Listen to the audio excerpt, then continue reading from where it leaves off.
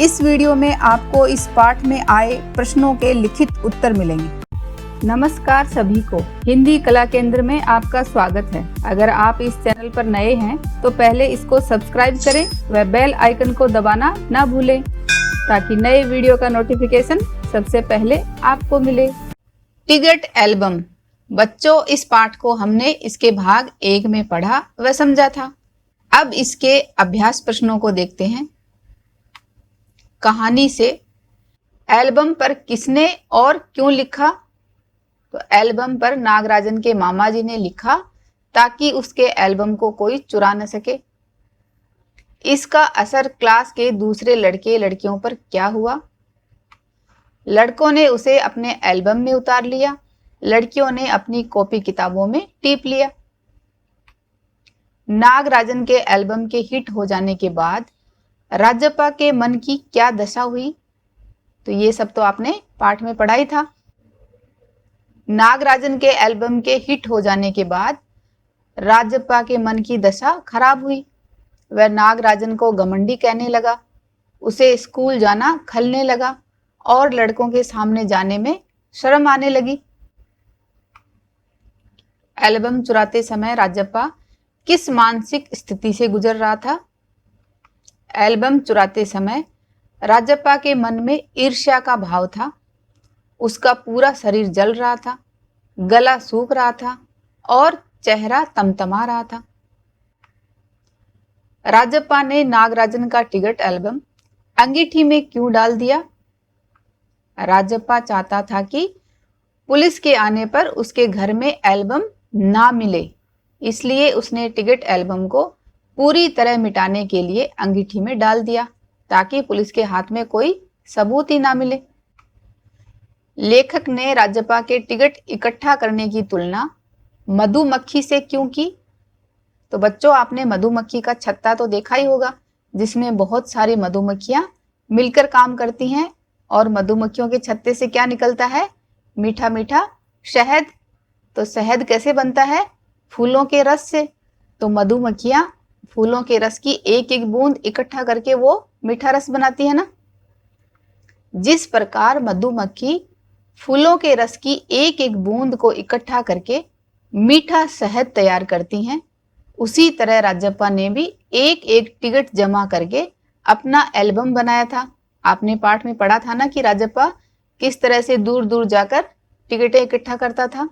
और इन दोनों ही कामों में बहुत सारी मेहनत और लगन लगती है, इसलिए राजप्पा के टिकट इकट्ठा करने की तुलना मधुमक्खी से की है।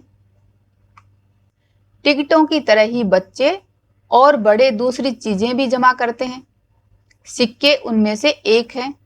ज्यादातर लोग सिक्के जमा करते हैं, आपने भी देखा होगा या फिर आप खुद भी करते होंगे। क्या तुम कुछ अन्य चीजों के बारे में सोच सकते हो जिन्हें जमा किया जा सकता है? उनके नाम लिखो। तो आप सोचो, ऐसी कौन सी चीजें आप जमा कर सकते हो? जैसे दार्शनिक जगहों की तस्वीरें जो आपको पसंद हो, ताश के पत्ते, कार मोटरसाइकिल की तस्वीरें, गुड़िया जमा करना, विभिन्न प्रकार के पेन। तो ये सब बच्चों की अलग अलग रुचि हो सकती है, उसी के अनुसार कर सकते हो। और कौन कौन सी चीजें आप जमा कर सकते हो वो आप मुझे कमेंट बॉक्स में बताना।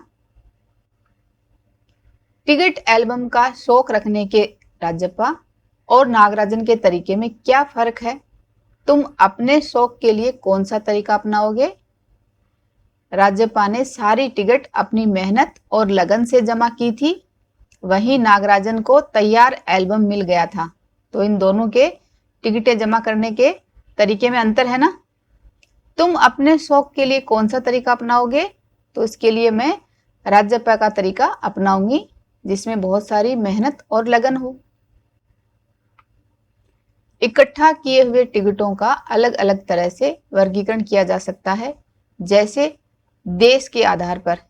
ऐसे और आधार सोचकर लिखो। तो टिकटों को हम कीमत के आधार पर उनका वर्गीकरण कर सकते हैं। जैसे बहुत सारी टिकटें 5 रुपए की हों लेकिन उन पे तस्वीरें अलग अलग हों। इसी तरह कोई 2 रुपए की, कोई 1 रुपए की, कोई 10 रुपए की। और आकार के आधार पर ये देखो, इनको ध्यान से देखो बच्चों। कुछ टिकटें त्रिभुज आकार की हैं, कुछ आयताकार हैं, तो कुछ चौकोर हैं। तो इनके आधार पर कर सकते हैं, और उन पर बने चित्रों के आधार पर। जैसे ये सारी टिकटें पानी से संबंधित हैं, इसी तरह और कौन कौन से आधार हो सकते हैं वो आप मुझे कमेंट बॉक्स में बताना। कई लोग चीजें इकट्ठा कर Guinness book of world record में अपना नाम दर्ज करवाते हैं। इसके पीछे उनकी क्या प्रेरणा होती होगी, सोचो और अपने दोस्तों से इस पर बातचीत करो। तो एक बार अगर आपको ये सब काम करना हो तो आप क्या सोचकर करोगे, उन बातों को ध्यान में रखकर बातचीत करो अपने दोस्तों के साथ। जैसे अपने परिवार व देश का नाम करने के लिए, यश पाने के लिए। ये कुछ लोगों को ऐसे शौक होता है कि वो प्रसिद्ध हों, उनको जाना जाए, इसके लिए वो करते होंगे। या कुछ लोग अपना ज्ञान बढ़ाने और कुछ नया सीखने के लिए करते हैं, अपना शौक पूरा करने के लिए करते हैं, आनंद पाने एवं सामाजिक संपर्क बढ़ाने के लिए, एक निवेश के रूप में एकत्रित करना। इनके अलावा भी बहुत सारी चीजें हैं जो आप मुझे कमेंट बॉक्स में बता सकते हो। अनुमान और कल्पना। राजप्पा एल्बम के जलाए जाने की बात नागराजन को क्यों नहीं कह पाता है? अगर वह कह देता तो क्या कहानी के अंत पर कुछ फर्क पड़ता? अगर पड़ता तो कैसे? राजप्पा ने नागराजन का एल्बम ईर्ष्या और बदले की भावना से चोरी कर जलाया था, इसलिए वह नहीं कह पाया। अगर वह कह देता तो कहानी के अंत में जरूर फर्क पड़ता। कैसे फर्क पड़ता? नागराजन को जब पता चलता कि राजप्पा उसके एल्बम की वजह से इतना बुरा महसूस कर रहा है, तो शायद वे दोनों अच्छे मित्र बन जाते। शायद उसके बाद दोनों मिलकर एक बेहतर एल्बम भी बना सकते थे, क्योंकि दोनों के शौक भी एक जैसे ही थे। ऑस्ट्रेलिया के 2 टिकटों के बदले फिनलैंड का 1 टिकट लेता, 2 पाकिस्तान के बदले 1 रूस का। वह ऐसा क्यों करता था? राजप्पा को अपने एल्बम में अधिक से अधिक देशों के टिकट लगाने थे, इसलिए जिस देश की टिकटें उसके पास अधिक थी वह उनके बदले में दूसरे देशों के टिकट ले लिया करता था। ऐसा करने से उसका संग्रह और अच्छा होता जा रहा था। कक्षा के बाकी विद्यार्थी स्वयं एल्बम क्यों नहीं बनाते थे? वह राजप्पा और नागराजन के एल्बम के दर्शक मात्र क्यों रह जाते हैं? अपने शिक्षक को बताओ। हर बच्चे को अलग प्रकार की रुचि होती है।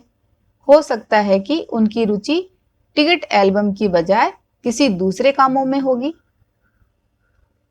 भाषा की बात।